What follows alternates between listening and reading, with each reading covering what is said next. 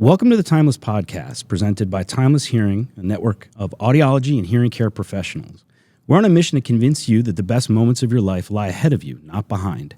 That your spark, though wavering, can be reignited, your energy restored, and the fullness of both your love and life can be recaptured, possibly redefined. While our focus is on diagnosing and treating conditions of the ear, we believe in treating the patient beyond the audiogram in hopes of better understanding not just that patient's needs, but their motivation towards achieving a better quality of life, their support system at home, and their beliefs around treatment and self-determination. Hearing care sits at the nexus of communication, healthcare, technology, and of course, healthy aging. Hearing healthcare is related to cognition, relational and emotional health, confident and effective gross motor movement, and of course, independence and quality of life. In fact, untreated hearing loss in midlife can lead to irreversible health declines later on. Our goal is to pre-educate patients prior to treatment, as well as drive more interest in treatment and referrals from physicians and healthcare providers and influencers. Today, we will be speaking with Patrick Lynch, CEO of the American Tinnitus Association. Patrick is an attorney with an MBA with over 20 years of experience in nonprofit leadership, corporate healthcare, and government relations. By the age of 18, he was also a two-time cancer survivor and a bone marrow transplant recipient. His TEDx talk, How to Follow Your Heart, has nearly 7,000 views on YouTube. In that talk, he shares a secret tool to help you find the courage to follow your heart and how to discover it on a path to following your own.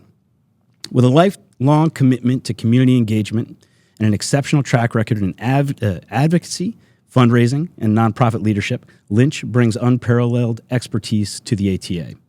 Now, the American Tinnitus Association is a public charity with one mission: alleviate the suffering of individuals with tinnitus through comprehensive support, credible information, and groundbreaking research. Tinnitus, which is commonly known as ringing in the ear, is a complex neurological condition that causes a perception of sound when there is no external source. Tinnitus is also the most prevalent service-related disability compensated for by the U.S. VA, that's the Veterans Administration, with more than 2.9 veterans compensated for tinnitus symptoms in 2023 alone. According to the ATA, there is currently no scientifically proven cure for most causes of chronic tinnitus. In particular, the vast majority of cases caused by sensory neural hearing loss. The search for a definitive cure is ongoing. Real progress is being made. There's currently no proven way to fully eliminate the perception of tinnitus, but today we're going to discuss where things are, where they're headed, and just how Patrick is helping us get there. Patrick, thank you so much for joining us on the pod. How are you today, sir? Doctor, thank you for that warm introduction. So formal. I'm doing well, thanks. How are you? So good. So good. I started telling people that if I explained all the ways that life was good to me right now, you'd probably get real annoyed. So instead, I just tell people I'm doing better and better. That's awesome, man. The glass is half full for you. I love that. Well, I think it has to be. And from a leadership standpoint, I find that we can coach our team to a lot of things, but I can't coach someone to be an optimist. You've either got it or you don't, or life has taught you that it's a better mindset to be in, or it hasn't. But for me, it's been helpful in my life. And it comes across. It's a good point too, because there's recent science that you can speak to better than I can, where studies have been done talking about the connection between the mind and the gut, the physical gut, or a mental attitude during, say, a chemotherapy treatment, and the end result for the patient. So there is data starting to come out, but it's a cliche, to have the right mindset, to keep your eye focused on the light at the end of the tunnel. My experience, my young experience, we're about the same age, has been cliches exist for a reason, and it's because they're true, right? Yeah. So kudos to you, man. That's a good outlook to have. Well, and I think about in comparison to some of the trials in my life, which from my unique perspective, have been hurdles that I've toiled against and learned from or learned through, and some of the things that you've had to contend with. It's inspiring and compelling. I loved watching your TED Talk, Thank you. I'm interested in learning a little bit more about where that idea of following your heart. Obviously, cancer diagnosis is humbling, I would imagine. the framework, the mental framework that you bring to bear probably evolves from the initial discomfort that leads you to a screening to then, some type of diagnostic testing, whether it's imaging or biopsy, through the formal diagnosis, through, the prognosis, the treatment outlay, the journey itself, into the, remission where you've gotten to. So tell me a little bit about like who you were before cancer and who cancer has helped you to become. It's a really great question. Thanks. And thanks for the plug on the YouTube, on the TED Talk. The origin of the TED Talk, How to Follow Your Heart, was rooted in two things: my experience with cancer, which I'll touch on right now, and also I studied philosophy in college, philosophy and theology, and that's a secular way of talking about really complex philosophical and theological ideas. Like if you're a Christian, you might talk about the Holy Spirit. If you're Catholic, a guardian angel. Eastern philosophy, you talk about your chi or your chakras. But they all have a common denominator, which is your heart, your gut, this intuitive instinct. And that goes all the way back to the birth of Western philosophy and Socrates, starting with, all I know is that I know nothing, which of course led to the Socratic method, which of course was the birth of the scientific method, which we use today in clinical studies and in most sciences. So, but that goes back to my first experience with cancer. So the story I usually tell, I grew up in Rhode Island. I went to an all-boys high school, regular life, had never even seen the inside of a hospital. At 15 years old, I was a sophomore. I was class president. I was just learning to talk to the girls at our sister school and how that whole social interaction worked as a teenager. Sure, a powerful motivator at that point. Powerful motivator, exactly. And my priorities were simple: girls, grades, and sports. And then maybe girls again. I mean, that was it. I was a 15-year-old guy, very normal life. And I came home from track one day, cross-country practice, excuse me, and we had a mile-long run, which is short for cross-country, and I was spent. For about a month, we went back and forth to my primary care doctor. About a week, two in, they thought I might have mono. I took some steroids. It alleviated the symptoms, but about a month later, the symptoms came raging back. And I ended up in the emergency room again for the first time in my life. I'd never even been in a hospital at that point. Very, very long story short, I found myself in an ambulance, then in the intensive care unit at the local children's hospital in Providence.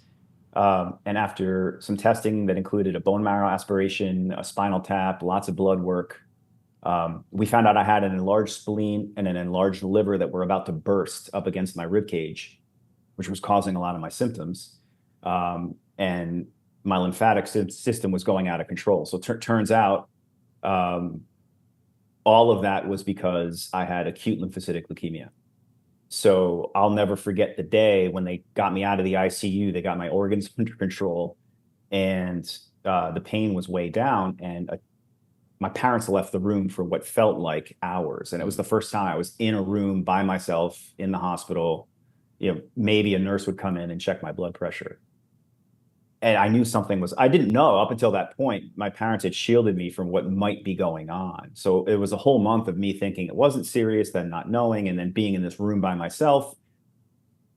My parents come back in the room, and they're followed by what I remember to be what seemed like a team of doctors. Sure. And at the forefront of that team was a man who I now consider a third grandfather to me, Dr. Ed Foreman. He was the head of the pediatric oncology unit at the hospital, taught at Brown University. And he sat down at the foot of the bed, introduced himself, and asked me if I knew what leukemia was. And I had heard the name, but I really didn't know. And he went on to explain to me that it was a cancer of the blood, that it was if someone has lymphocytic leukemia, it's the white blood cells, and they don't stop dividing, they just keep proliferating, which causes all the symptoms I was having. And it turns out I have that. I have acute lymphocytic leukemia. He went on to explain what that meant, what my options were, what my future was going to look like. But all I heard was the word cancer. Of course. And in that moment, my life changed, of course. And I found very quickly those priorities that were girls and grades and sports quickly turned into God, family, and friends. Yeah. And at 15, I was getting ready for my driver's license. I went from like worrying about my driver's license to worrying about my blood counts, Right. and what day I was going to get out of my hospital treatment, and what side effects were going to come from the next spinal tap, and everything else that comes with cancer. So, but I think the underlying thing that happened in that moment was that priority shift, and it happened almost by default. When you're, whether you're 15 or 50 or 90, when you find yourself on what could be your deathbed, there's this animal instinct that kicks inside of, at least it happened with me, that really made me think, gosh, like if tomorrow is it, what's the point of all this? Why do bad things happen to good people? Why me and not someone else? Mm-hmm. And your brain very quickly, in an instinctual way, processes these really deep philosophical questions. And so I experienced that through the first 3 years of my treatment. Luckily, my body was very responsive to a very aggressive form of treatment. I had, again, this is during high school, so I'd go from like a physics test to the clinic and get whatever treatment I needed that day. The first half of that treatment was really intensive, so I'd get admitted for a week at a time, and I was so toxic from the chemo that they couldn't discharge me. So I'd have week-long stays every other week for about a year. That led to me repeating a year in high school. With that came all sorts of life lessons, learning how to make new friends, saying goodbye to my friends who moved on to college without me that I grew up with. I was able to go from class president of my original class to class president of my new class, which was like a feather in my cap at that time. And I thought I'd learned my lessons. I reprioritized my life. I was giving cancer survival talks. I was going to church. I was praying. I was, prioritizing the things that are important in my life. And 3 years into that journey, I went in for a regular checkup, and that same doctor, Dr. Foreman, who I'd become so close with over the years, came in during a routine checkup. I felt fine, and he had tears in his eyes. And he said, "Patrick, I don't know how to tell you this, but I had been off chemo at this point for a few months." And he said, the cancer we've been fighting for all these years has come back. You have it again. And because what we did for the last few years didn't work, you need something called a bone marrow transplant.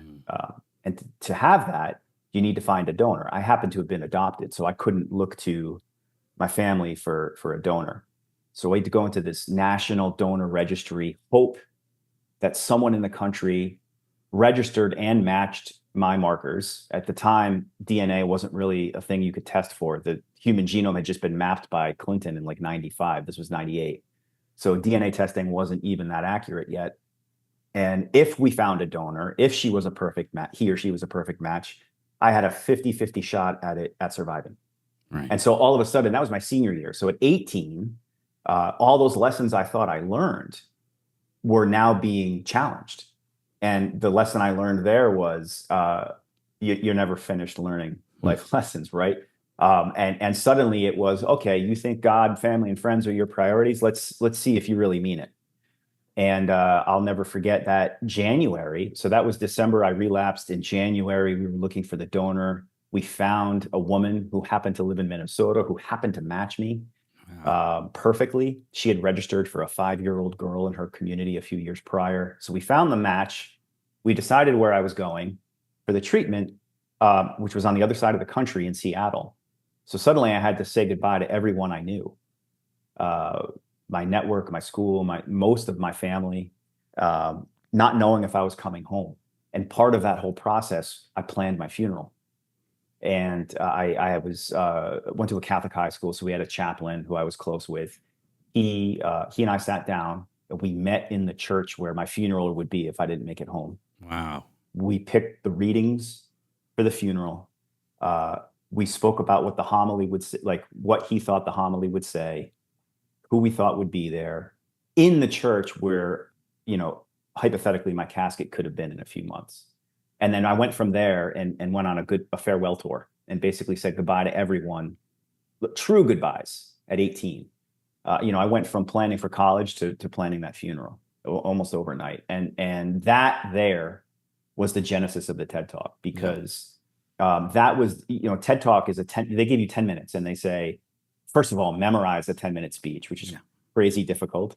But simplifying a really complex topic into a 10-minute window and making it engaging and deliverable and getting the point across, it's very challenging. And the hook I found was that anecdote from my 18th year, which was planning my funeral. Yeah. And so if you watch the talk, you'll see that. I don't want to spoil the ending.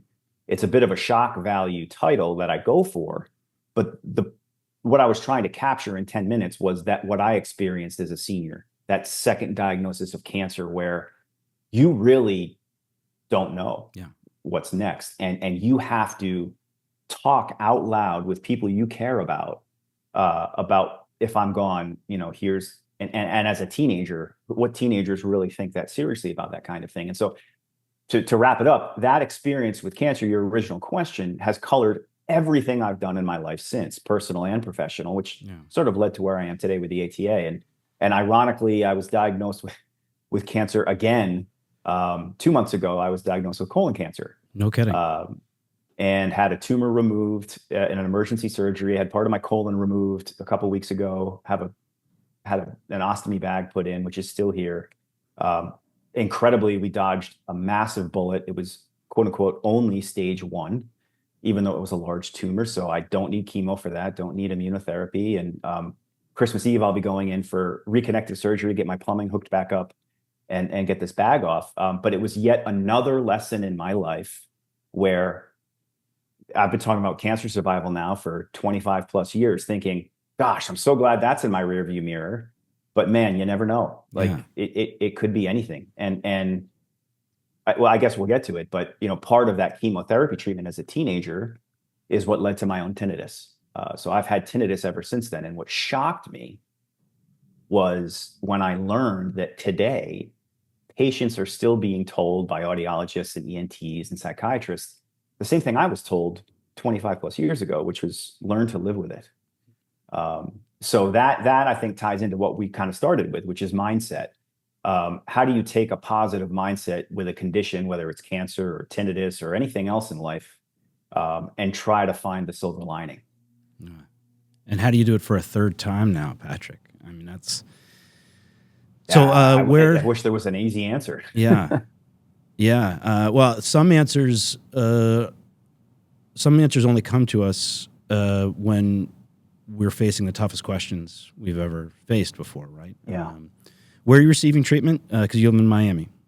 I'm in Miami now, yeah. So I'm at the Miami Cancer Institute, which is part of Baptist Health South Florida. Ironically, so in my career, I've been in, when I left the practice of law full time, I ended up in public charity work. And what brought me to Miami about a decade ago was to raise money for the breaking ground of this Miami Cancer Institute. And now, ironically, 10 years later, I'm a patient at a place I used to help raise money for. So it's super interesting. As we make strategic investments out of our enterprise, part of the mission of what we're always hoping to attain is that we're paying into a goodwill system, a goodwill paradigm, a universe that we're paying into so that these infrastructure, these resources exist should we ever need them ourselves, which seems self-serving, or should the people that we love need them, or at a very general sense, we can live in a world where people can be taken care of in a meaningful and effective way whenever they need help, and we can possibly reduce a little bit of suffering. And it sounds like this extremely linear track for you, being in Miami, breaking ground for this Cancer Institute, years later becoming a patient. So clearly you have been given these trials to prepare you in a way to break ground, metaphorically, or continue the work that can help so many other people. And you've got broad shoulders, and I think that there's that adage that we're only given what we can carry, right? Yes, sir. And you've been given a lot, and I think you carry it very well. And this question still sort of is scratching in my mind here. Did you come to this sense of philosophy being sort of your life's work because of what you went through with your diagnosis and your treatment? Were you already curious prior to that? I mean, you were 15 years old at first, but you played in sports and in team sports. And one thing that I don't think people give enough credit to team sport in development of human development, especially adolescent human development, they always think about like, oh, it's good to learn how to fail. And it's good to learn how to work as a team. And those things are fantastic. And I was an athlete when I was younger, and I credit my ability to take direction from authority figures who aren't, my parents, partly because I was in sports and had to learn how to have an appreciation for the wisdom of other people. But I think that there is an element of framework that comes from team sport that is a philosophical framework in that you are part of an organism, your team. You have a role to play, especially in larger teams. Soccer was a team sport that I played that probably had the largest team that we fielded. You've got the responsibility of one little corner of that, gigantic field, and your team is depending on you to be there, and you can't win the game by yourself. And there's this element of having this larger purpose, needing to flow together with one another, that I think is very philosophical. You talked about the religious and spiritual nature of some of these age-old platforms. But one thing that I've often said is if you squint enough, they all start to sound exactly the same, right? Exactly it's about gratitude, it's about communal awareness, it's about humbling yourself, right? It's about there being an energy flow that exists between you and everyone else. So it's interesting. Do you think that there were some inklings of that prior to the diagnosis, or did it all just erupt out of this trial that you went through? Yeah, no, and I think those inklings exist in every human, and there's a reason why those questions go all the way back to the dawn of human civilization. It's inside of all of us, and throughout the course of our lifetimes, my early struggle happens to have been cancer, but all of us are burdened with some kind of a challenge or a cross, and it's just a matter of time. It could be the end of your life when you finally start asking yourself those questions. But at some point in the human experience, we all look for that answer. And what for me was cancer could be someone else getting an F on a report, or someone else getting into a car accident, or someone shoe fall. Like it's all relative. Suffering is a relative scale. I mean, as you know all too well, better than I do, especially with tinnitus, right? So it's challenges are unique to each individual person, but what I've found is universal are those questions. At some point, you will ask that question. Maybe it's while watching Hamilton, the musical, or you're really moved by Harry Potter, or there's a sonnet that particularly strikes you from Shakespeare. But it's at some point, whether it's a challenge or a piece of art or even business, these deeper questions come into play. You mentioned earlier your group's philosophical mindset and where you look to invest your dollars. There's 2 points I think that are interesting there. The first is, I think all donors, whether you're talking about donating to like your kid's local school, your church, or an org like the ATA, the American Tinnitus Association, I think what a donor, both the donor and the charity, need to look at a donation as an investment. And so you as the donor, even if it's $5, if you go to the Apple store, you spend $100, you get a pair of AirPods, there's a very clear-cut transaction there. You're investing in a product. With donations, it sometimes seems a little bit more esoteric, but it's not. And you shouldn't think of it that way. You should think of your donor dollar as an investment in the mission of that org, as well as in, you want to do your homework, make sure the org is well structured, the dollars are well invested, but it's an investment.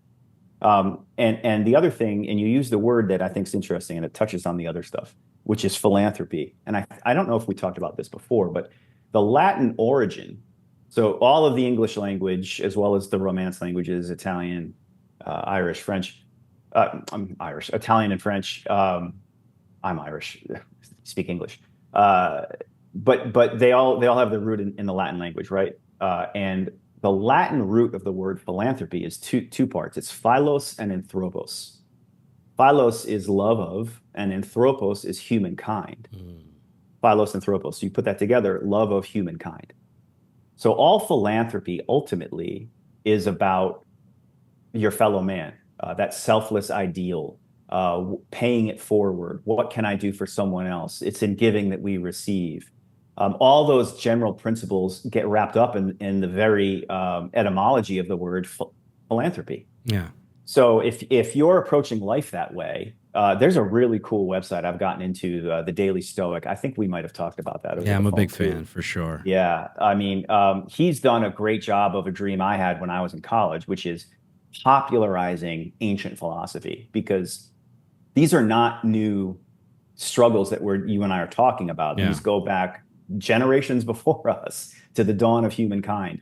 And why recreate the wheel? There are certain truths that have already been explored and examined. And you mentioned broad shoulders. If we can stand on the shoulders of people who have already done this before us, it'll help us in these daily struggles that we're facing going forward. So I think your other observation or question about my experience with cancer, in a way, it was a blessing in a really weird way, because, I mean, obviously it was a blessing because I survived it. I'm here to share the story. Mm-hmm.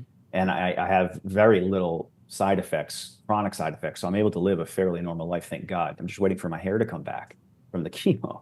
But beyond that, I call it one of the greatest moments in my life, because at the most developmental age, between 15 and 18, when you're like becoming your own person and you're asking, who do I want to be? What is the point of life? Why do bad things happen to good people? I had no choice but to think about those things in a really drastic way. And then that gave me a very concrete framework to deal with all the challenges I dealt with in my life. I've had career challenges, I've had personal challenges beyond just my health. And every single time that TED Talk is a great example of it, when I just stop and think, what's my gut telling me? What's my intuition telling me? And, I'm a Christian, I'm a Catholic. So for me, that would be the Holy Spirit or my guardian angel or God, but for someone else, it might just be their inner ego, like whatever relative term you want to use. When I have a challenge, if I can quiet my mind for 5 minutes, channel that moment where I almost lost my life a few times, it just puts everything in perspective. Yeah. Well, I mean, what a powerful set of principles to live by. So is 15 a later age than most leukemia diagnoses take place? Or I mean, I'm just not familiar enough with it. Did it seem like something that the doctors thought you were a little bit old to be getting that type of diagnosis? Because it seems to be something that it's a good question. Hits kids younger. I'll preface my answer with, I am not a doctor. Of course. So I've got my own personal experience. Yeah. But what I can tell you, what they told me at the time was, I had the most common form. There's different kinds of leukemia. There's acute lymphocytic leukemia, which I had. There's chronic lymphocytic leukemia. Yeah. There's myelocytic. Then there's lymphoma. So there's a rainbow of leukemias and lymphomas. Mine was ALL. It's the most common. However, it's more prevalent in younger children. Right. So as an adolescent, I was at a higher risk category. So that's the other weird thing. Like if you get ALL as an adult, it's much riskier and requires a much, I don't know now. Back then it was, you needed a much more toxic protocol than if you were 8. Yeah. Whereas if you're 8 and you get CML, it's quote unquote better to get chronic myelocytic leukemia as an adult than as a child. So in my particular situation, it was the most common. However, because I was an adolescent, I was at a higher risk category. I'm sure, I mean, it's been 25 plus years since. I'm sure there's been more research done. Well, it is interesting how much more resilient kids are, right? I mean, depending how young the children are, I mean, Why do you think that is? I think they're flooded, and again, I'm not a doctor either, right? But I believe that they're flooded with the internal chemical makeup and hormone production and just the neurogenesis that's taking place inside of their body to promote growth. So I think they're already in this phase of repair, recovery, continued development of the internal structures of the body that maybe like the they natural just physiology of where they are. That's it. Yeah, I mean it's much safer for kids to get chicken pox than for adults to get shingles, which is the adult version of chicken pox. And I think I had a guest on a few weeks ago who said, when we're young, we're made of magic and rubber, and we kind of just naturally bounce back from things that become much more complicated, or at least complex, as we get older. So it's interesting. So I just had a recent diagnosis of cancer, right, and a whole surgery and set of worries and concerns that came with this recent one. And the big difference, other than the type of cancer, was now I'm an adult with a mortgage and bills and loved ones and very different responsibilities from when I was 15. Sure. And I think about all the kids I was in the clinic with back then when I was 15.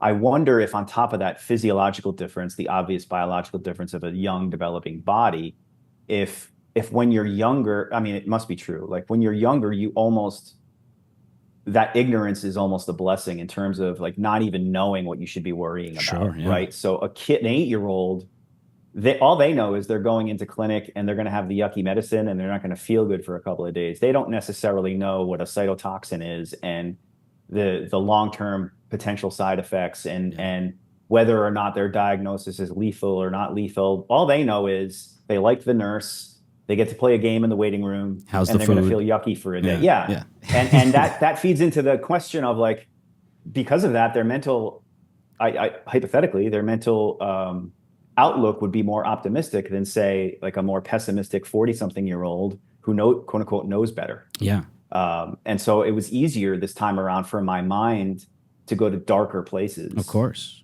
than as a kid. And I bet that is part of it too. Just as a kid, you're naturally going to be more bright-eyed and optimistic. Well, no one's counting on you as a 15-year-old, Yeah. and certainly they are in ways. I mean, your parents love you, your friends, appreciate your humor, or how athletic or talented you might be to help them win the game, right? But I mean, no one's actively dependent on you for sustenance or the resources you're providing as as they do later in life. And you've got this accumulation of responsibilities and worry and awareness that happens as our cerebral function fully develops, and we're just not quite there.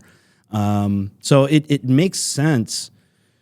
But I mean, what, again, to reframe this as a gift, what a gift you had of sort of having been down this dark road twice before. So you sort of built that muscle a bit, but you were at different stages in your life and your awareness for each one. So really fascinating. Well, I wish you, really the best in recovery. And a quick shout out to both the Brown University Hospital system that stewarded you through the first two diagnoses, and now the Miami Cancer Center, and the great people doing great work there. And I don't think we know enough generally about the great oncology programs throughout the country. Here on the East Coast, I'm familiar with Dana-Farber.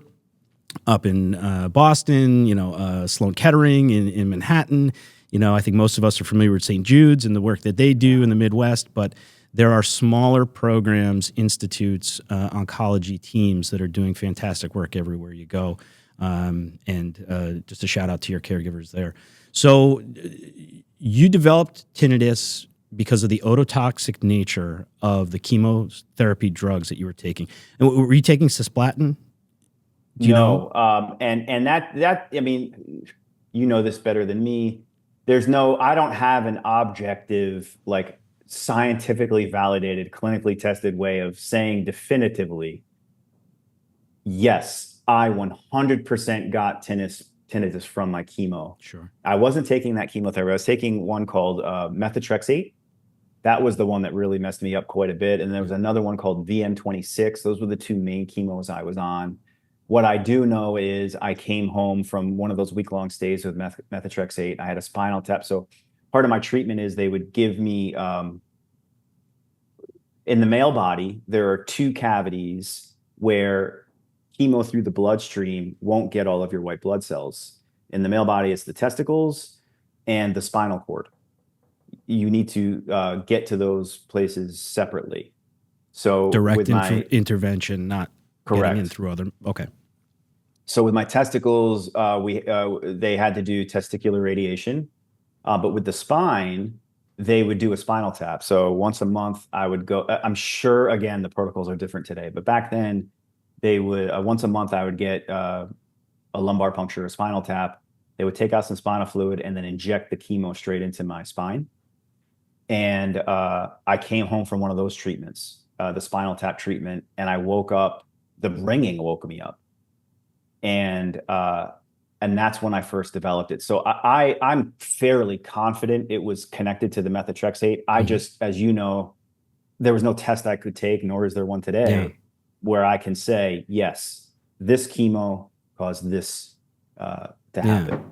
Well, I mean, the subjective nature of the process that you went through, it was there prior to treatment. It wasn't there prior to treatment. It was there after. Correct. I think being able to narrow down, was it something related to the anesthesia versus the chemo?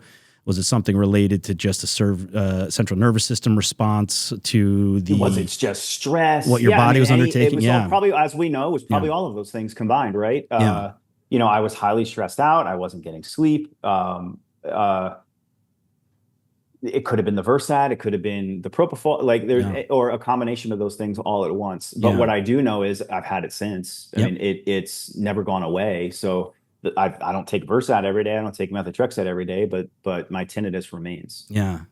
It's fascinating because there is clinical evidence that links alopecia, which is human hair loss, to hearing loss, because the nerve endings that are vibrating and taking the sound wave energy that turns into this kinetic energy through the middle and into the inner ear and turns it into electrical impulses and signaling that then is sent to your brain to be processed as sound or speech. These hair cells, in many ways, act very similar to the way that the rest of the hair cells in our body act. So this thought of a medication that forces you to lose your hair from all parts of your body has an impact on the hair loss, possibly in your inner ear. And then just the chemical makeup of the fluid that is inside your middle and your inner ear changes, when you have these hugely disruptive medications that are really meant to bring you, to the brink of inhabitability for this cancer to exist, right? It no longer wants to replicate because the host is no longer viable, is sort of the very layman's term or layman's framework, for why some of these things work the way that they do. It can do some irreparable harm. So not being able to pinpoint it exactly, but having a fairly, personalized and I think, good understanding of, you now suffer from tinnitus after having received chemotherapy. And being given this sense that you're just going to have to deal with this. It's not uncommon at all, Patrick. In fact, I sat in a presentation about a month ago filled with MDs, so internal medicine doctors, ENTs, family doctors, specialists and generalists. And to a person, they all described that this is the way I counsel my patients who self-report tinnitus is, there's not anything I can do for that's, and that is, I have an elevator pitch in my role as the CEO of the American Tinnitus Association. And one of the stories I tell the first stories I tell is the origins of the ATA itself. So the ATA was founded in 1971 by two people, Charles Eunice and Jack Vernon. Jack Vernon's widely regarded in the industry as one of the godfathers of tinnitus research, especially here in the US. Many people in my circle knew him directly. I never had the pleasure, but Charles was a patient. He had tinnitus. He was desperate for a solution. And this is 71, so there's no Wi-Fi, there's no internet, there's no AOL, there's no Google. So he physically went to the NIH, got a physical pamphlet printout of any researchers doing anything related to hearing healthcare or tinnitus. He found one researcher doing research on tinnitus in Oregon, and that was Jack Vernon. He flew to Oregon, sought out Jack in person to try and get some semblance of relief. And through the two of them talking, there was a eureka moment, which led to one of the early suggested treatments for tinnitus. And it was in that moment that the ATA was born. But Charles in 1971 was being told, get used to it. I was told in 1998, get used to it. And when I was interviewing for this role a few months ago, I was shocked to hear what you were just saying, which is today, patients are still being told, learn to live with it, try to get used to it. That does not need to be the case, nor is it true. And that's sort of where the ATA, that's our mission, is to make sure people know that's not true. That's why we exist. Yeah. We've done a good job of that so far, but boy, we have a lot of work to do. Without a doubt. And I think it's really important and we both mentioned it so far. I mean, neither of us have gone through med school, but both of us are healthcare facilitators in our role. I would consider myself a healthcare professional as well. I've been in the audiology field for nearly 20 years now. And through platforms like PubMed, which have open sourced research happening all over the world in almost any type of healthcare condition and scientific research that's supporting it, we can self-educate. And you being a lawyer, you're extremely well-read, and every lawyer that I've known, some very, very close friends of mine, and some very important, as far as, to the health of my business, some very important people in my very small network. One of the key functions of being a lawyer is whatever the case is that you're working on, if you're a litigator or just preparing documents, is to educate yourself on everything that is related to this case you're making on behalf of your client or whatever it might be. So I think you've already been given the framework to self-educate. So I don't want you to really, it almost pains me to hear you have to continually say, well, maybe I'm not, a credible source, to offer an opinion on this, or maybe there's, a reason that I should qualify every answer that I give. And of course, let's, broad disclaimer, neither of us are neurologists, neither of us have gone through med school, but I think we're significant enough stakeholders, and we're both pretty well read that we can at least, even from a surface level, start to scratch some of the evidence that we see out there that's available. And I can read an evidence-based, peer-reviewed, clinical study and be able to not just interpret the conclusions, but to integrate those conclusions into my view of the environment or status quo, right? I mean, that's something that we're both qualified to do. So I think it's just important to say that, because I think there is a lot of resistance, whether it's this immunological response from the status quo to change, right? It's like attack the change makers.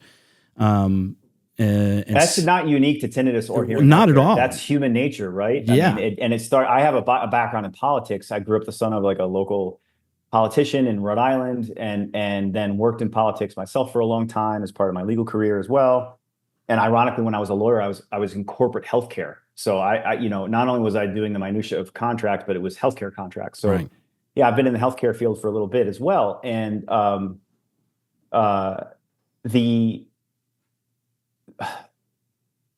the resistance to change, again, is part of human nature. I was sort of surprised as I've been getting more and more well-versed in tinnitus and hearing healthcare. It has surprised me how that has taken root in the field. Yeah. And what I'm excited about in my new role leading the org and leading the ATA is that it's literally in the ATA's charter. It's in our mission to ask those questions. Yeah. And you said some of the most important words in this conversation, which are evidence-based, peer-reviewed. I have a deep appreciation as a cancer survivor and as a healthcare professional at the importance of those words, like the impact that something like translational research can have versus seed grant research, right? So, but when it comes to evidence-based, peer-reviewed information, I think that's where people like you and I can really empower ourselves, because the instant reaction I sometimes hear is, well, what do you know? You're not an ENT, or you're not an AUD, or what have you. You're not an MD. That's correct. I'm not, but I'm a patient. I can read and help me. I can ask questions, and the only service I'm called to is asking the questions and following where they take me. There was an ancient philosopher and doctor of the church, St. Augustine, my namesake, my middle name. He's most famous for having written his autobiography, Confessions. But in that autobiography, he talks about the pursuit of truth. And of course, this again, it goes back to Aristotle, which is what gave birth to the scientific method. But starting with an honest question. And this is how law school goes. I mean, the Socratic method is how all first-year law students are taught, whether you're at Harvard or, John Smith University. Mm-hmm. Each lecture is really just a series of questions from the professor, and it's on the student to find the correct answer and then figure out what the next question is going to be. So with this instance, like when it comes to tinnitus, what's causing it, what are the treatments available, and some of the strongly held opinions that I've come across in the industry so far, I think it's the ATA's job, and it's certainly my job as an advocate, to simply ask the questions wherever the answers take us. Right. And but we have a duty and we have a reputation to uphold. And part of that reputation goes all the way back to Jack Vernon, our founder, one of our founders, which is that we're a reliable source of those questions.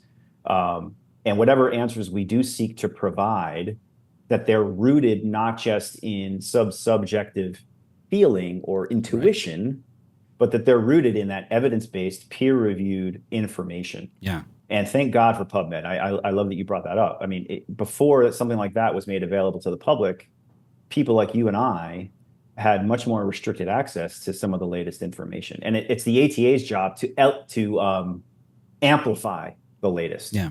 So, it's crazy how many people I've come across in the last few months who know more about tinnitus as patients who did their own research than some AUDs I know. They're incredibly well-informed, well-educated lay people, for lack of a better term. Mm-hmm. And it's because of resources like PubMed and the internet that have made that possible. But it's important.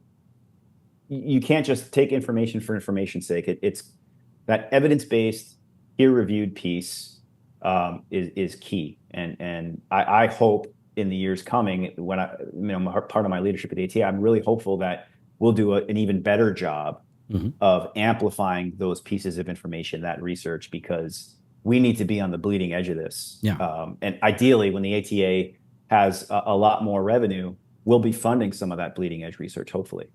Yeah. So many things that you're reminding me of right out of the gate. One, I think being an outside voice, which, I think you've got that great,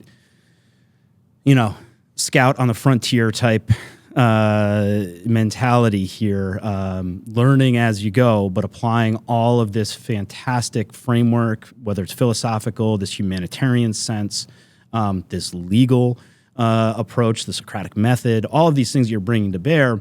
but without the capture of the echoes of historical assumptions, right? Like that's something that I see all the time, and we see in our practice.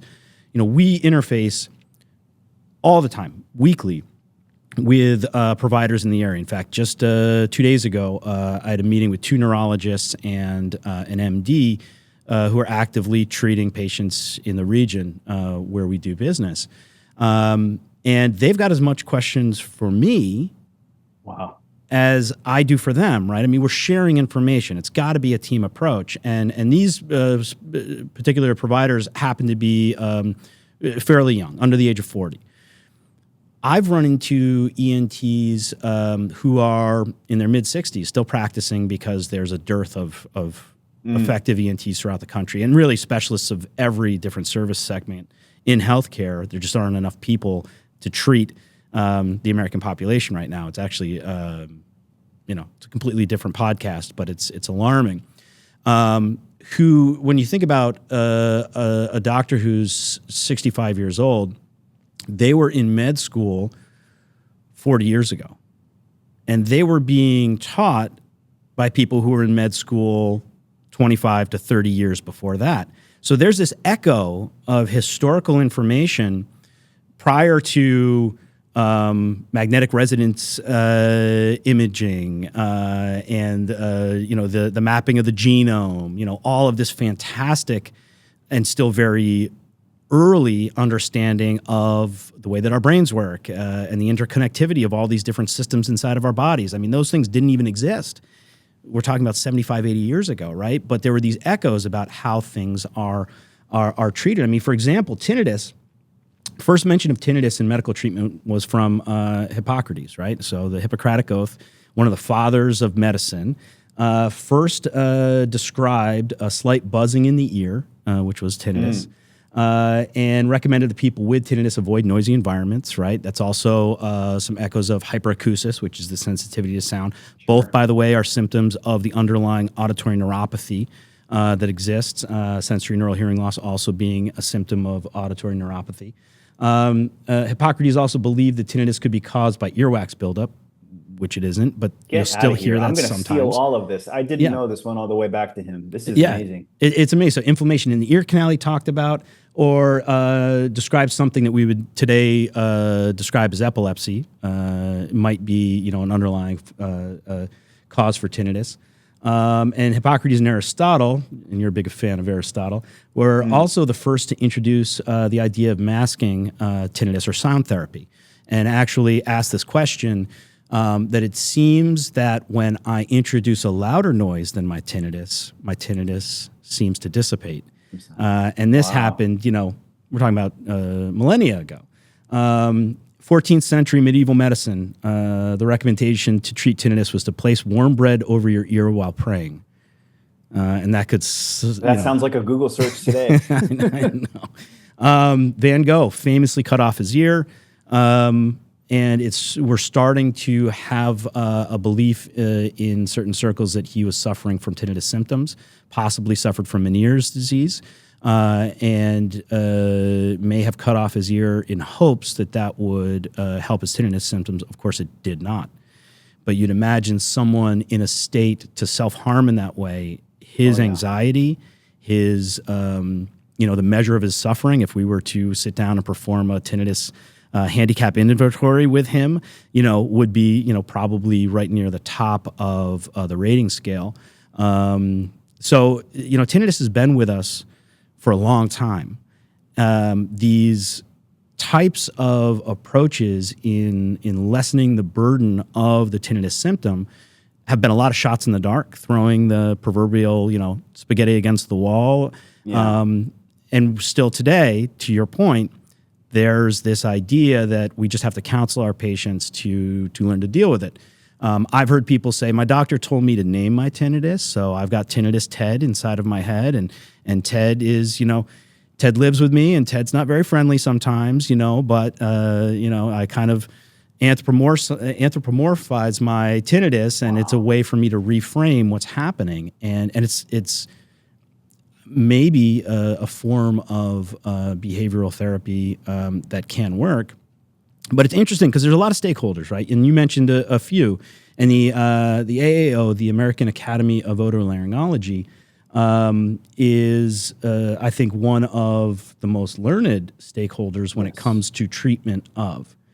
And so they still have one recommendation with a high degree of confidence for treating tinnitus, and that is prescriptive hearing aid technology.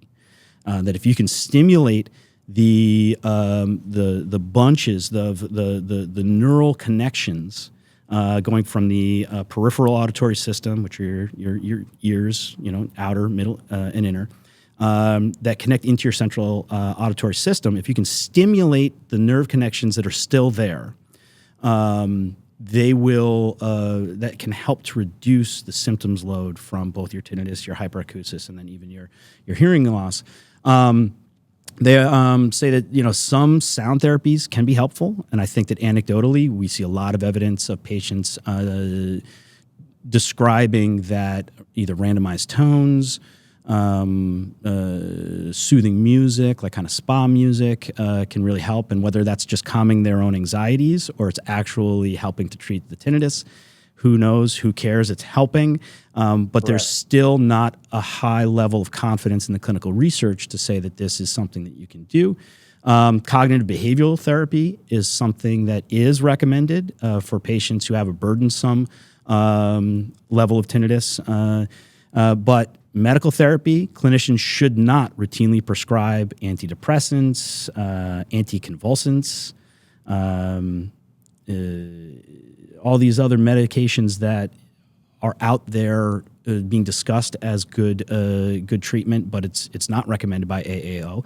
Dietary supplements like ginkgo biloba, melatonin, zinc, not recommended, even though when you think about sleep hygiene being important, people getting enough rest to improve just overall function, reduce anxiety, those sort of things. Melatonin has been something that has been recommended, but not for the tinnitus itself, for the sleep hygiene piece. Yeah. There is some sense that, we don't know enough about acupuncture. There's some, compelling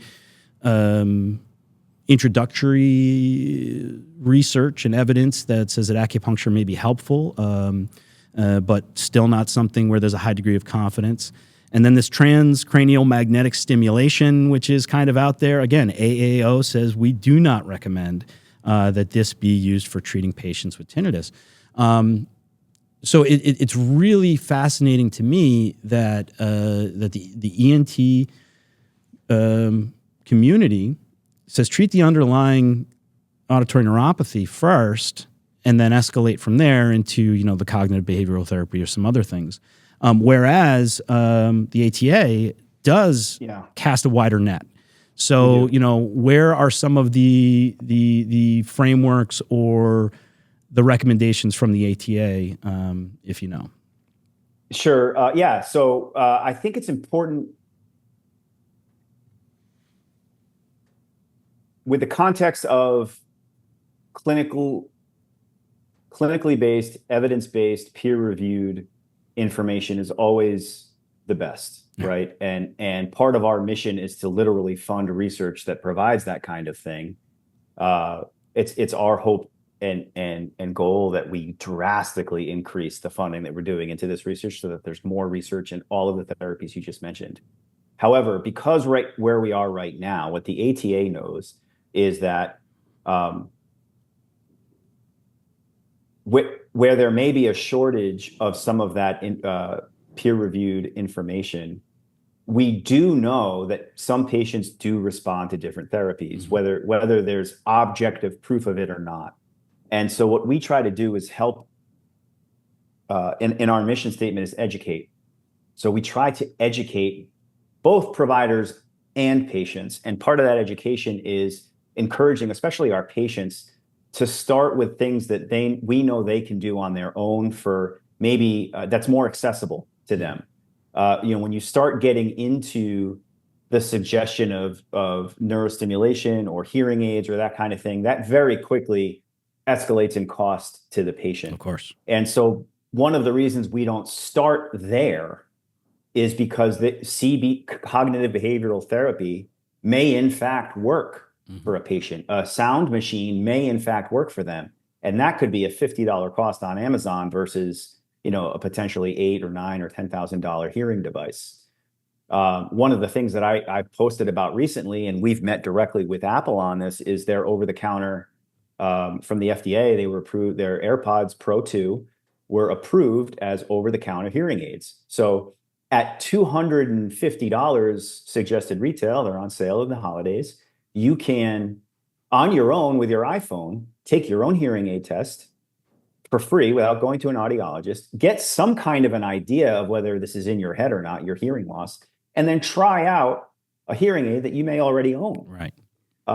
So what we try to do as a public charity is address the upwards of 70 million Americans who have some degree of tinnitus.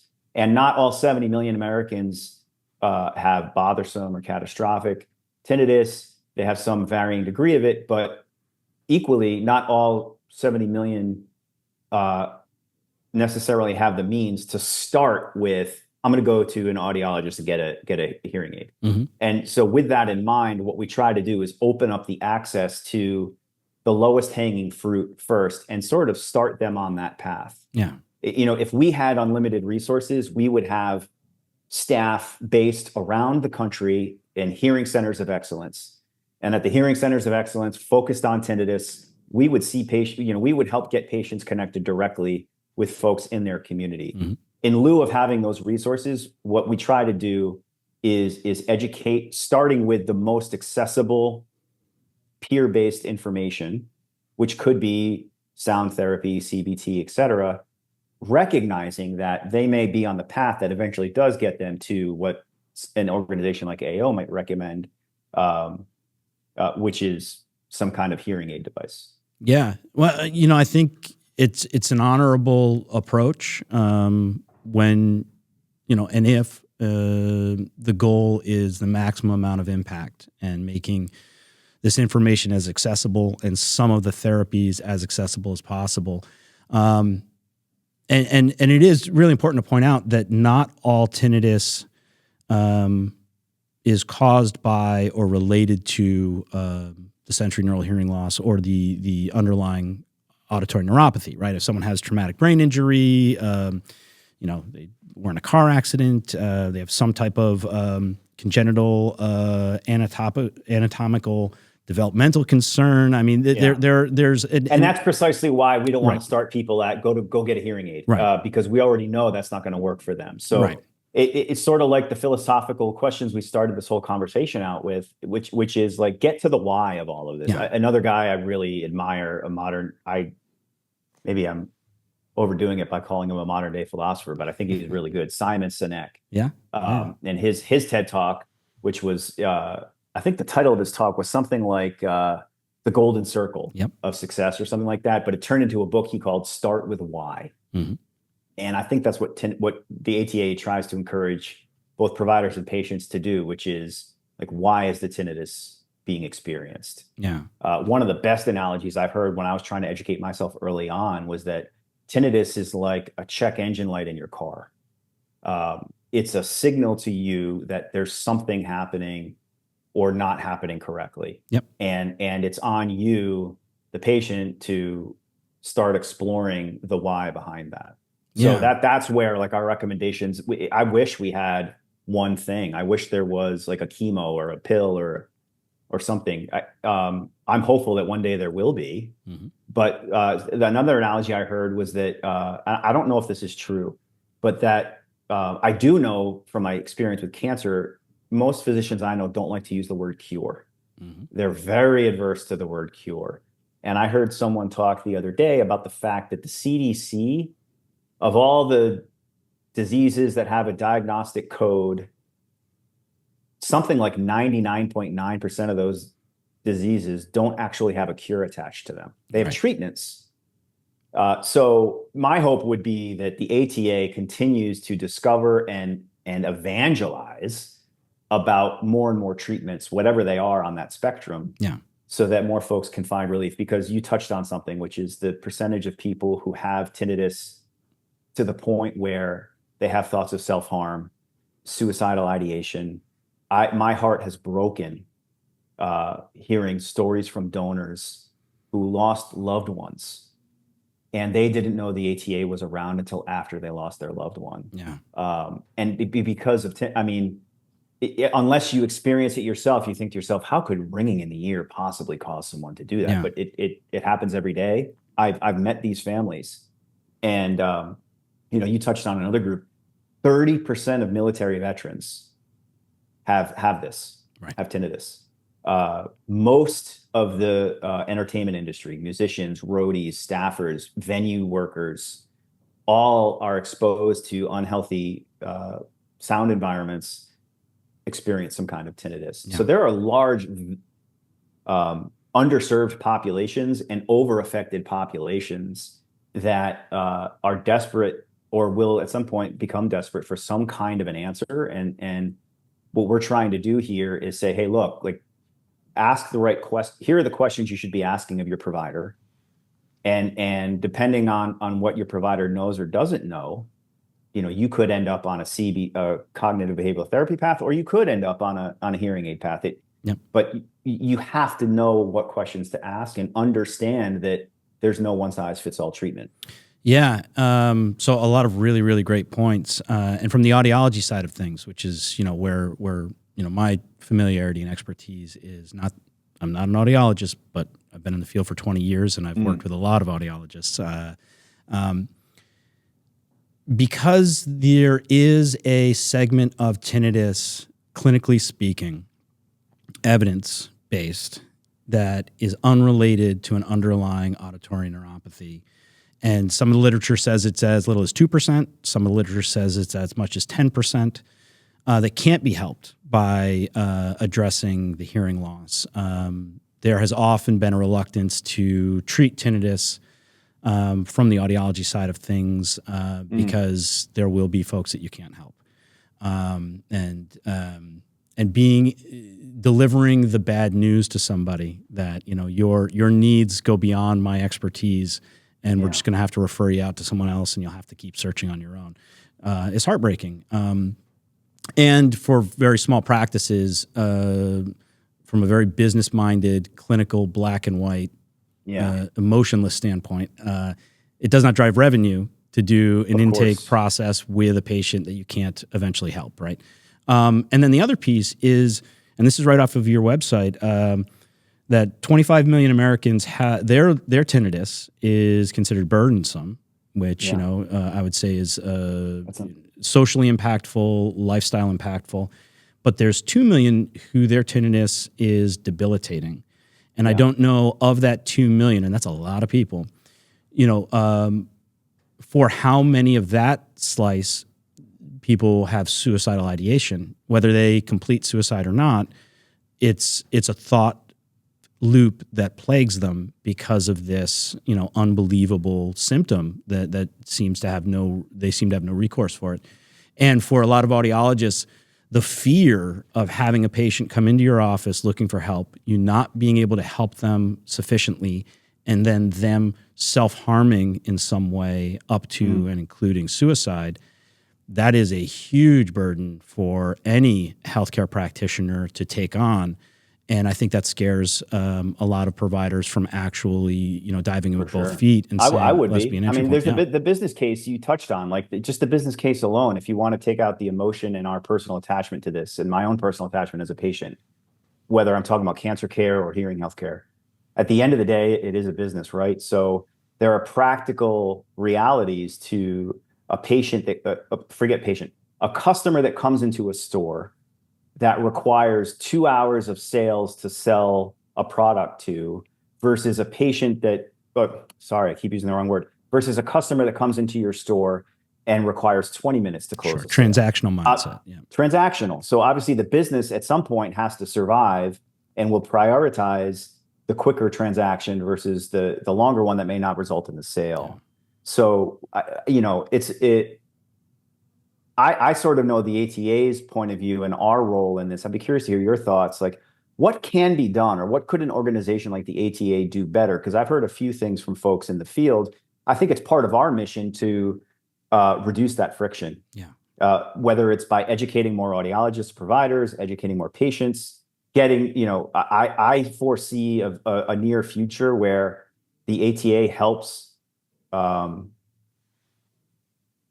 acknowledge folks who have been vetted in some way, shape, or form, having some semblance of expertise in tinnitus. Sure. But what do you think can help break that barrier down in terms of reluctance to treat these types of patients? Yeah. I mean, almost ATA credentialing providers in some way. And I think there's room for something like that for sure. So, right off of the ATA website, there is this, debunking the 5 myths of tinnitus, and I think that scratches the surface of a bigger campaign that is needed, which is just educating people more. And what I can tell you when I review the outcome notes of we facilitate 1,800 unique patient appointments per month in our practice through our 5 different locations.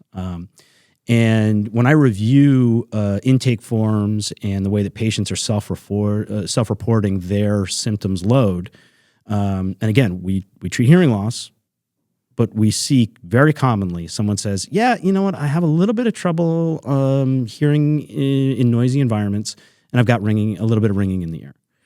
It is, I don't want to use the word alarming, but it's significant the amount of early stage hearing loss that is coupled with tinnitus. And these are folks who are in their late 40s, early 50s, into their early 60s. They still are in a lot of resistance to treatment for their hearing loss or their tinnitus because there's the stigma or negative association of hearing loss being an older person's problem. So if I'm not an older person, this isn't a problem that I should have to deal with. And while it may seem unfair and it may seem uncharacteristic based on my preconceived notion, it's really happening for that patient, right? Yeah. So this sense of breaking down some of the barriers, I love this. Your myth number 2 on the ATA website, tinnitus isn't a big deal. And we say, well, it kind of is, and not only is it this disruption to quality of life, but the science tells us that, to your point, there's a signal that something is or isn't happening the way that it ought to, right? And there's a bunch of new clinical evidence pointing to people who suffer from tinnitus, being 1.5 times more likely to develop dementia. I don't want to misquote this, but also an increased incidence of Parkinson's disease because the underlying tinnitus is a neurodegenerative disease. It's progressive in its nature. So here we go. 1.5 times more likely to develop Alzheimer's disease, 1.6 times more likely to develop Parkinson's. So it indicates an association between tinnitus and a higher risk for both. And then clinical depression in patients with tinnitus is twice the national average, more than twice the national average. So tinnitus is a big deal. It's not a mild annoyance. And I think for many people, tinnitus, it flares up at times, and at other times it seems to subside. So it's kind of tough, especially when there is an investment related to treatment, to get the patient to describe the most advanced or severe symptoms that they feel, which may be a couple times a month or a couple times a week, versus what is the more normative symptoms load, which is a little bit more manageable or easier to navigate around. And so I think the tinnitus handicap inventory, which by the way is a problematic name, just because the word handicap has all these socio-political dynamics to it that nobody really wants to see themselves as handicapped, and a lot of people don't want to use the word handicap anymore. So it's the ever evolving world of semantics and what's acceptable. It's unbelievable radiology. Yeah. But I think again that's an age-old human question, like that continues to change, and like the Overton window is a very real thing. Like words that are acceptable. I mean, I remember growing up, not even growing up. I remember 10 years ago, maybe it was 15 now. Working in politics in Rhode Island and in Florida, there was the Department of Mental Health and Retardation. Yeah. Of course, now we can't use that word, but that was the official title of a department that same thing here in New York sanctioned. as well. Yep. There you go. So with handicap, it's a similar situation. When handy-abled or whatever the acceptable term is, the same thing is there, which Right. is like there's a health issue. I mean, the same in the semantics of what we were talking about at the top of the podcast, which was whether you're talking about your heart, your gut, your intuition, your guardian angel, your Holy Spirit. They're all different words. It's still the same thing. Right. So whether we're talking about a handicap or a disability or a symptom, it's ultimately an issue of semantics, and you want to be the most approachable to the most amount of people as possible. We have to be respectful. And understand that sometimes those words come back into vogue as well. So you may make this correction, right back around. Yeah. and then it's a correction you didn't have to make. Yeah, I don't want to get us into trouble, but like little people's an interesting one where dwarfism was not a good word, and little people, and now I'm noticing the word dwarf is becoming acceptable in certain pockets again. It comes and goes depending on the culture. And by the way, what's acceptable here in the U.S., what we call a cigarette here in the U.S. is called something very different in the U.K. It's a word that we can't use here in the U.S. Right? So semantics are very important so that you understand your audience. You cited one set of studies that's really interesting, which is the connection between dementia, Alzheimer's, Parkinson's. I think it's important. The ATA has a burden and a duty to explore and talk about those studies. You talk about the echo effect of older ways of medicine trying to catch up. Law's the same thing. Government's the same thing. Where, what I learned in law school are echo chambers of, the British common law system from when the U.S. was founded. All the way back to the Ten Commandments. Right? All the way back. So it's a slow moving thing. And the ATA has to exist at the forefront of talking about the latest research. But I think we have to be careful too, not to over alarm patients and say, you will get, we certainly are not saying you will get dementia or Alzheimer's or Parkinson's. All we're saying is there, and we haven't said it, but if there is a study that says something like that, pay very close attention to what it is and isn't saying. No one is saying you will get this thing. Right. And what we're saying is there's recent evidence potentially showing there's something there, and it behooves all of us to pull on that thread and see where it goes. Without a doubt. And I think the pitfall is, or where the possible remedy is that we the onus is on us to communicate that this is a probability, right? We're talking about correlation. We're talking about risk hazard. We're not talking about a definitive, pathology here. We're talking about heightened risk. And so dermatologists, when they're doing mole checks, skin checks on people, and they see something that has a little bit of a discoloration in it, they say, I want to take a little bit of a core sample and biopsy this, and they send it out, and it comes back, and it's abnormal. They say, we're going to get rid of this. We're going to treat this. We're not going to wait until this turns into precancerous or cancerous because melanoma kills people. Now, they're not telling you that you have cancer or you will get cancer if we don't remove this. They just describe that based on the evidence, which is more well established than what we're talking about in terms of tinnitus and the correlation with dementia and Parkinson's disease, and the fact that it's more established and the fact that they've become more comfortable with speaking with patients about it and counseling patients about it, they can have a discussion that seems almost offhanded. It's just like, hey, let's take care of this. We know this.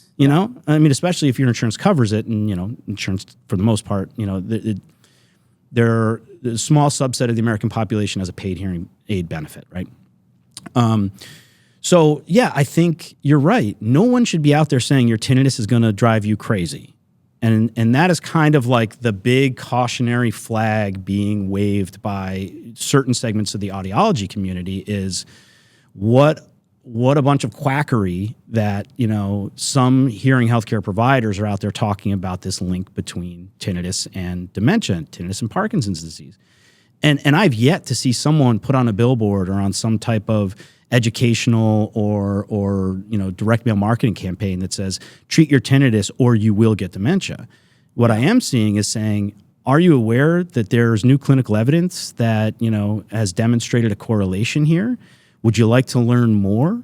If you're suffering from tinnitus, do you think it might behoove you to educate yourself a little bit more? Oh, by the way, if you set an appointment with us, not only will we have a discussion with you, but we'll also give you access, whether through it's a direct link or a printout, to educational information where you can understand your risks.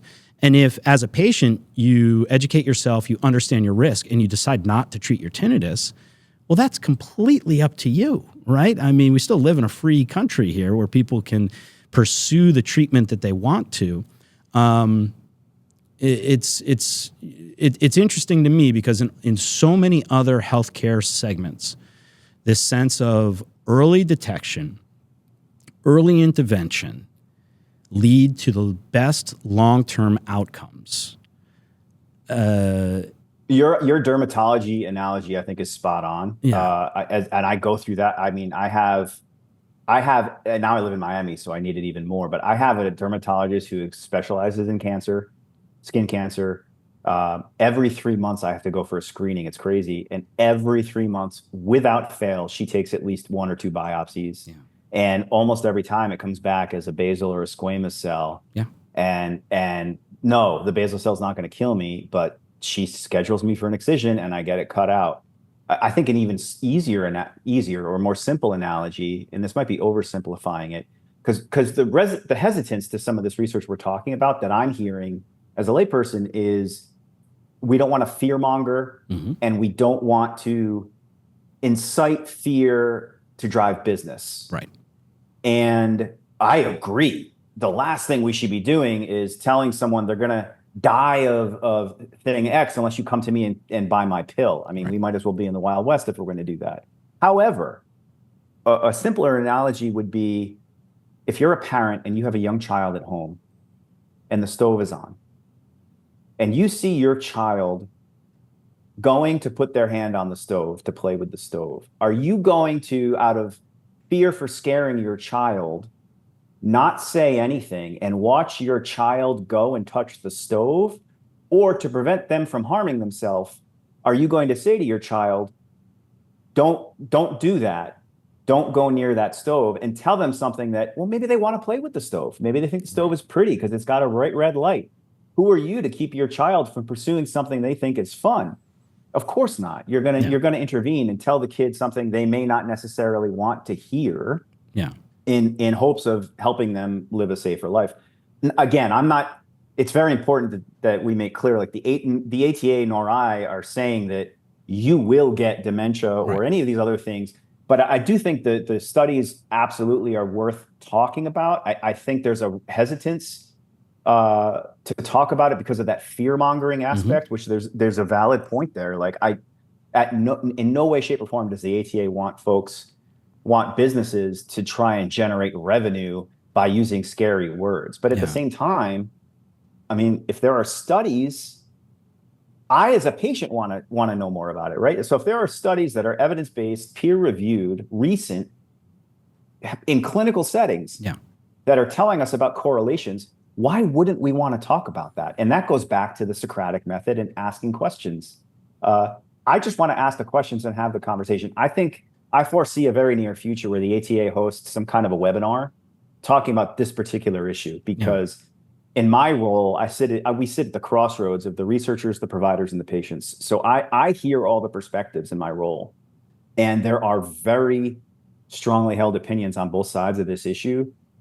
I would love to play the ignorant host, for lack of a better term, and just ask simple questions. Yeah. Why and what and where is the evidence, and see where it takes that conversation. Well, it's really interesting, and I'd love to participate even just as an attendant to see where it goes, because I think what happens when people have an emotional response, and in this particular instance, it's a resistance to this talk track and to over leveraging this information in some pursuit of a commercial enterprise, right? I mean, I get it. I understand it. It opens the door for bad actors to do bad things. But the emotional response from good people who are in position to do good things and want to do good things to stop them from acting, in a long form interview like the one we're having right now, those emotional responses fall apart pretty easily. You know, when you start confronting people with the evidence and you start saying, well, wait a second, is it even ethical that you as a hearing provider are aware of this information, but you're refusing to share it with your patient for fear of being perceived as fear mongering, right? There's a lot of fear that I just mentioned in that word, in that fear statement. Fear is tied directly to emotion. Look at good old Yeah. Yoda. Fear leads to hate. Hate leads to anger. Anger leads to suffering, right? Yeah. It's like, it's you don't want to thing. fear monger? Don't, but have a responsible conversation. In any other field of healthcare, it would almost be considered malpractice to not inform your patient to a degree to which they could make the best decision about their own treatment and their healthcare. And that should include worst case scenario. You don't lead with worst case scenario, but you say, hey, let's do your your THI, your tinnitus handicap inventory. You scored an 80, which is pretty high. That's a burdensome amount of tinnitus. Well, what if I said, we apply some treatments and we can get you down to maybe a 60, and we can, maybe over an 18-month, 24-month period, get you down to the 40s, right? I mean, what could life look like that? Well, let's try that. And through the conversation, say, you should also be aware, and I don't want to alarm you, but there is emerging evidence because this tinnitus exists inside of your, nervous pathways and the way that your brain is perceiving the outside world. That there are some ways that this could be impacting your brain functionally, physiologically, and physically. And while I don't think this is likely, it's something I want you to be aware of. And, if it helps us to just inform the decision we're going to make, great, let's have that conversation. So it puts the burden on me as the healthcare provider to be really responsible and respectful of the way I have the conversation. It's easier said than done. That's half art and half science, right? Much easier said than done. Easier said than done. A great anecdote that you just reminded me of was just my own personal experience last month with this colon cancer journey. I went into the ER. I had constipation for about 5 days, no symptoms prior to that. I was constipated. I went into the ER on a Sunday, or ED now, the emergency department on a Sunday, to see if maybe they had like a special pill to ease my constipation.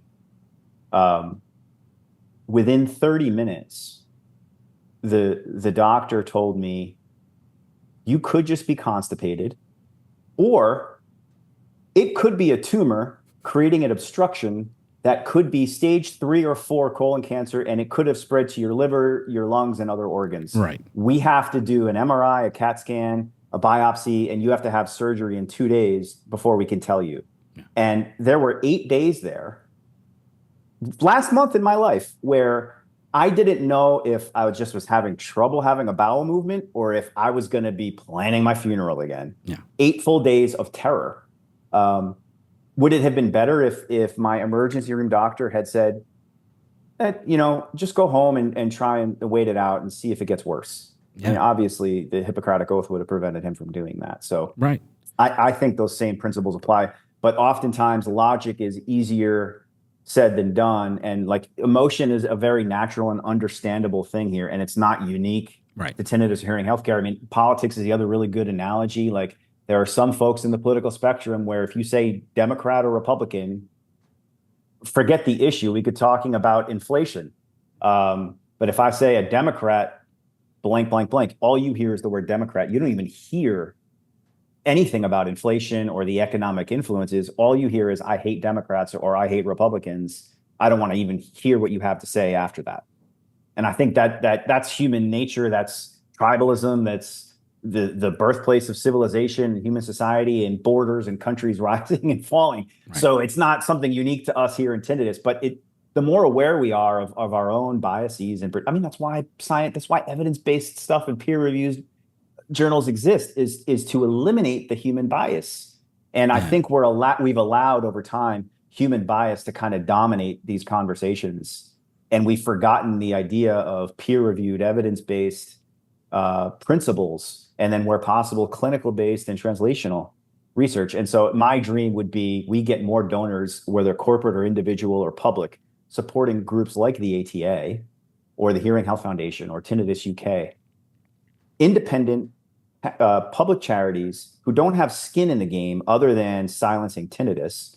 The more money we have, we can fund more research. The more research exists, the less human role a human emotion will apply, and the more science will take over. Right. Hopefully. Yeah. So, that's on us. That's what we exist for. But until then, yeah, man, I mean, emotion and opinion seems to be dominating this conversation in a way that, from well-meaning individuals who have been doing this for decades, Yeah. don't even necessarily realize their own biases might be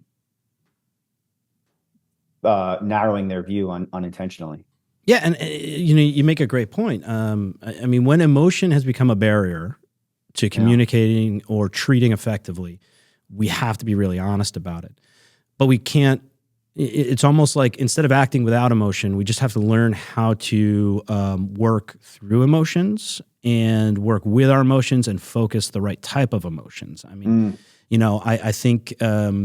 And not to paint with too broad of a brush, but I've met a lot of hearing healthcare providers. They're some of the most empathetic and caring people I've ever met.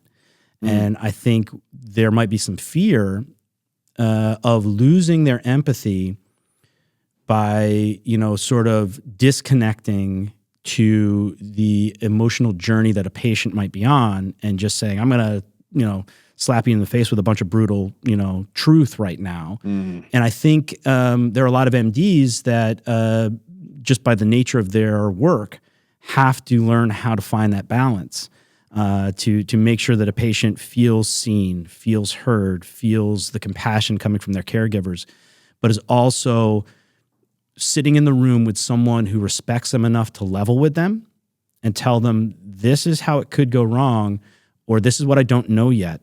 And this is why I'm recommending these exploratory surgeries in your specific instance that you described, because I don't know enough yet.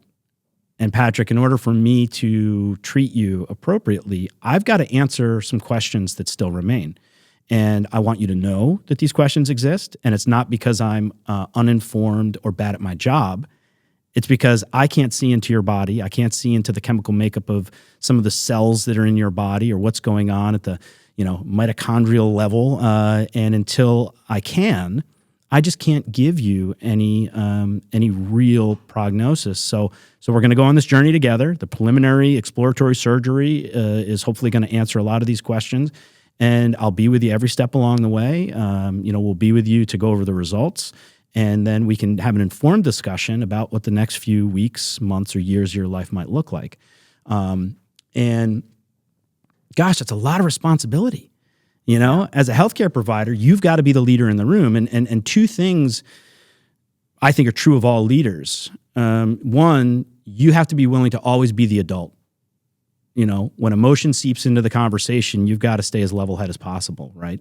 And then two, you have the responsibility of clear communication, right? And so if that is the truth, and that hearing providers, just like all other medical providers, are the leader in the room, well, guess what? Check your emotions at the door. Don't lose your compassion and empathy.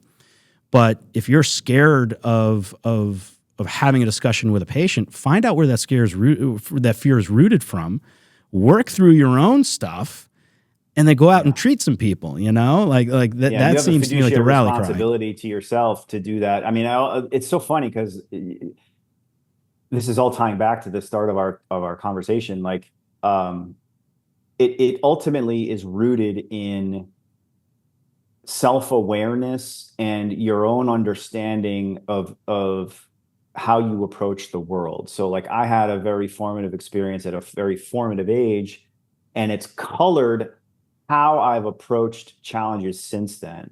So, if I were a hearing healthcare provider in any one of the silos that I was operating, ENT, AUD, whatever,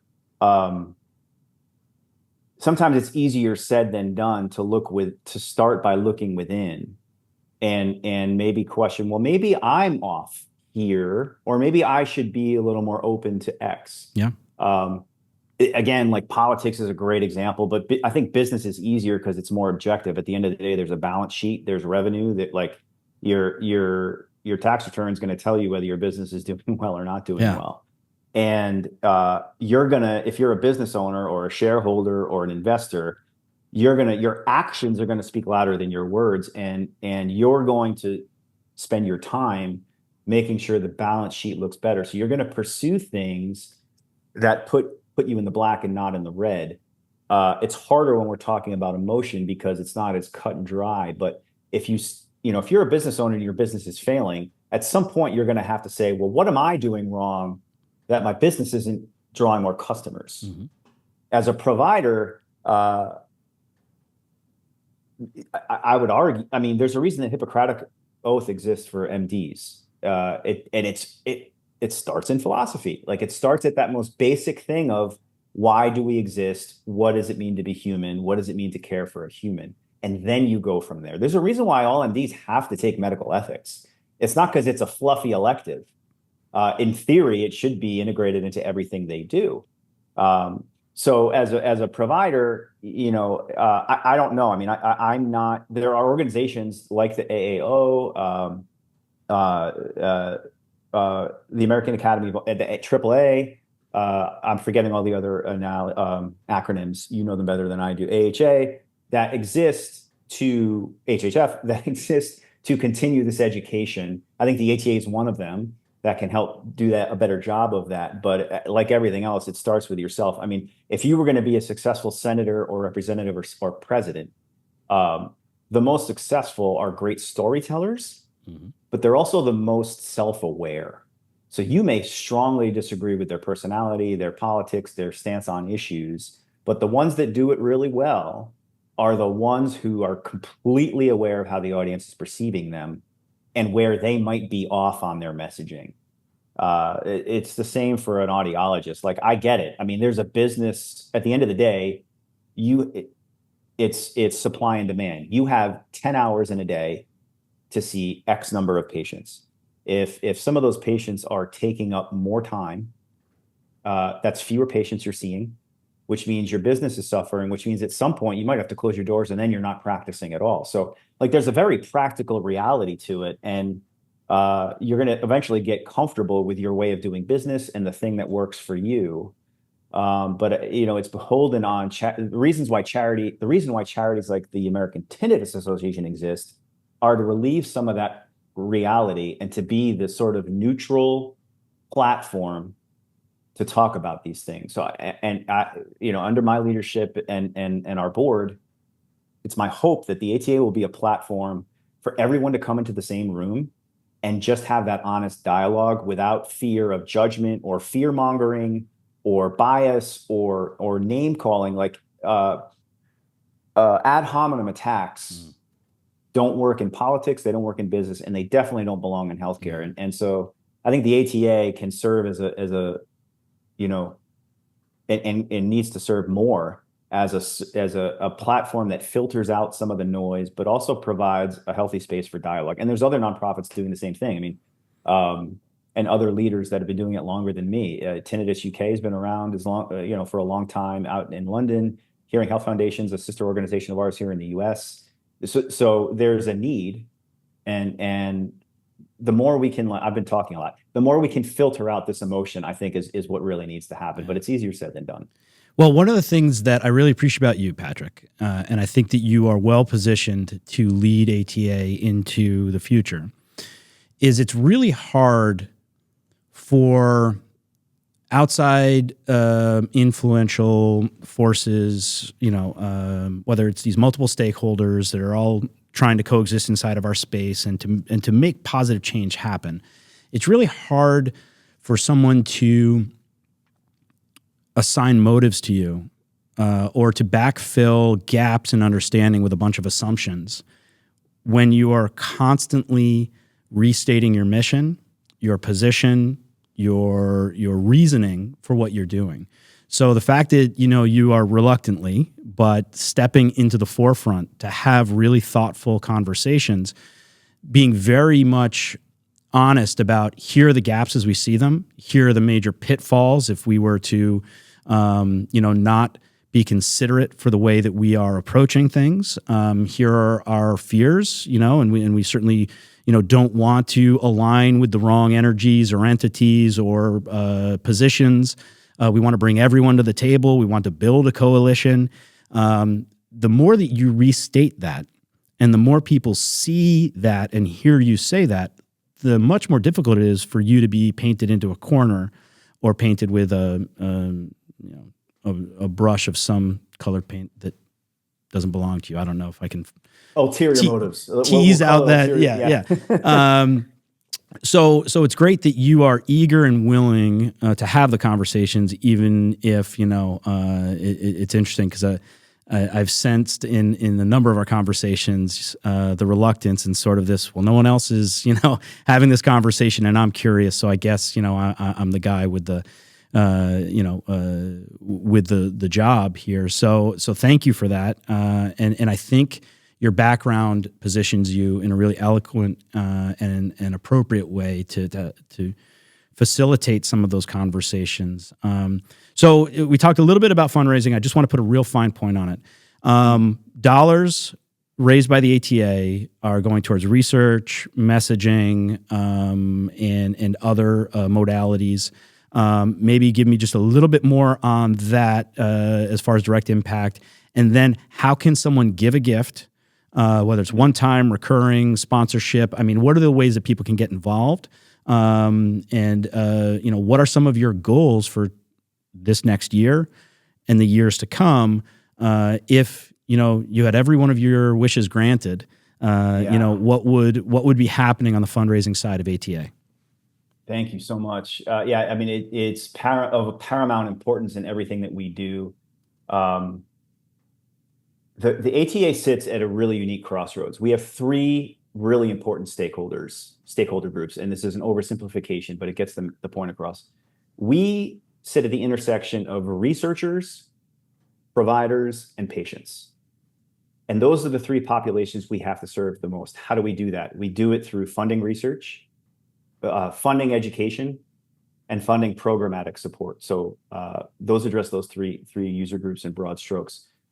We have things like an 800 hotline that is available 24/7. So if you are distressed, if you're in that population that is having thoughts of self-harm or suicidal ideation, it's not a medical hotline, but it's a hotline. Or if you're just curious and you want to get more information, you can call our 800 line at any time, and we will help get you resources in your community, point you in the right direction. That's only made possible entirely due to philanthropic support of our donors. That's not a revenue generator. That's something we do out of our philanthropic purpose. Research, same thing. Research does not make us any money, but it has to be funded and someone has to do it. Made entirely possible through our donors. And then education, that's something that really desperately needs to grow, but we do now. So we have things like a physical magazine that a lot of people still love that we send out with really great up-to-the-minute information. We have our digital publications, our website, our social media channels. It's my hope that very soon we will have, and this will be supported by hopefully public, corporate, and private donors, a more formalized education program, whether it's a lecture series that a patient can watch or an audiologist might want to watch and get some kind of qualification for the ATA at the end of it. That again is a program that takes a lot of revenue, a lot of resources to put together and implement, but it's part of our core mission to educate. So provide those platforms to have a lot of the conversation we had today. The ATA needs to educate folks on all of those topics, and it's ever changing and ever evolving. So all of those things require donor support. The best way to get involved is to consider a donation, ata.org or ata.org/donate. Especially this time of year, at the end of year, people are considering a charitable gift.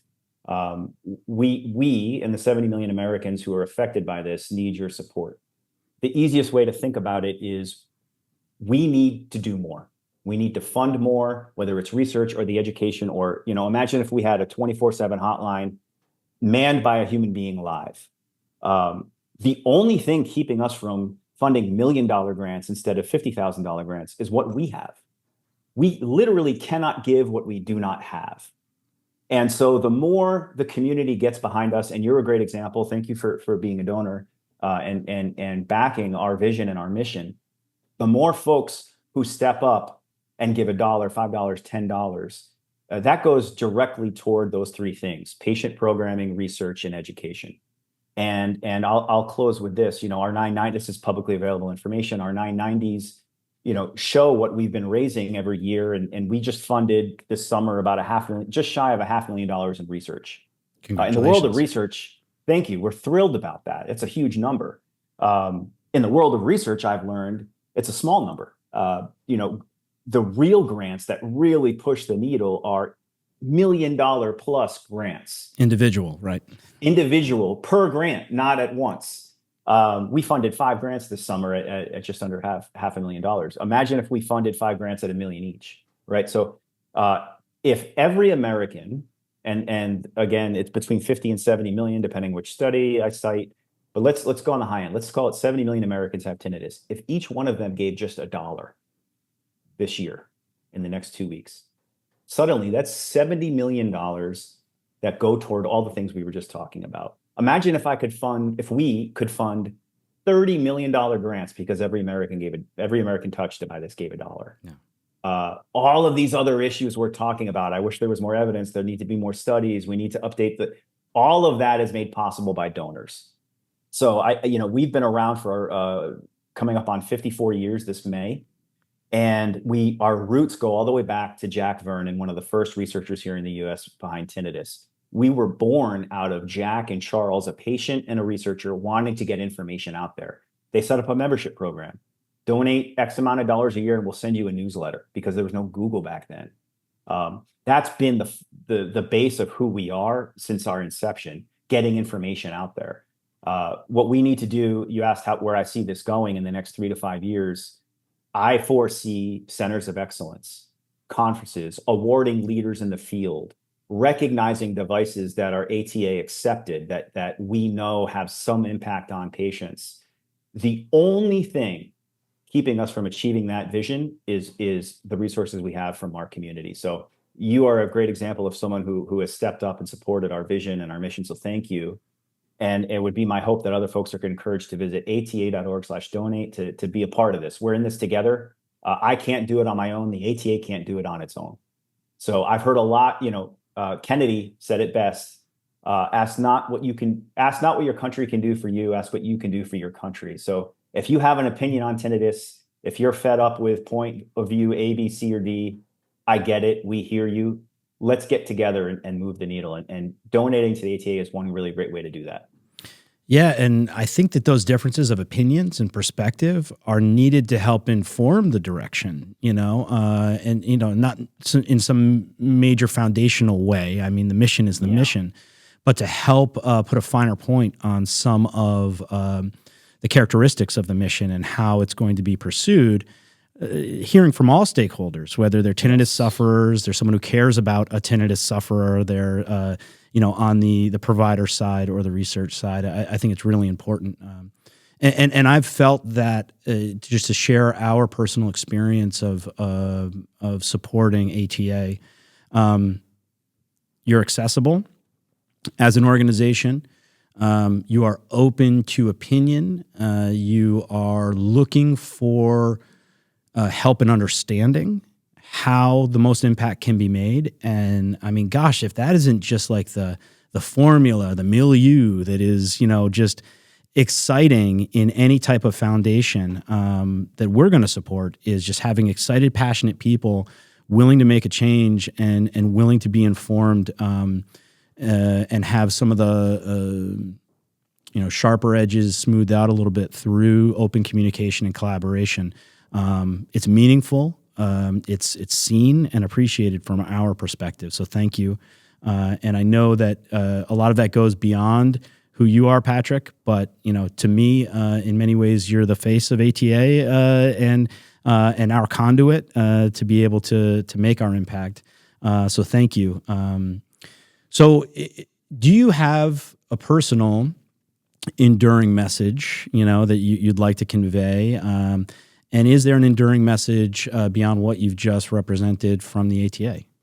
Yeah, I think it's pretty straightforward. You are not alone. Whether you are suffering from tinnitus, whether you are an audiologist in the middle of the country with no other office within a 2-hour drive of your front door, or whether you're a researcher trying to get more money to get a translational grant off the ground, you're not alone. We're in this together. There's 70 million other Americans potentially who have some version of this with you. Where we can, we want to help. And with your help, we can do more. So you are not alone, I think, is the takeaway there. Have hope. And we're in this together. And there are countless examples throughout our history of afflictions, diseases. I mean, look at what the Rotary Club International did for polio in the last 100 years. That started out with one small group of individuals who cared about a thing and got resources together, agreed that they had one common mission in mind, and moved that needle forward. I foresee something just as exciting for the ATA and for tinnitus, and it starts with all of us recognizing we're not alone. Well, Patrick, I couldn't appreciate your time, the access to you, and you sharing your thought process and the good work that you're doing. Thanks. Thank you for joining us today.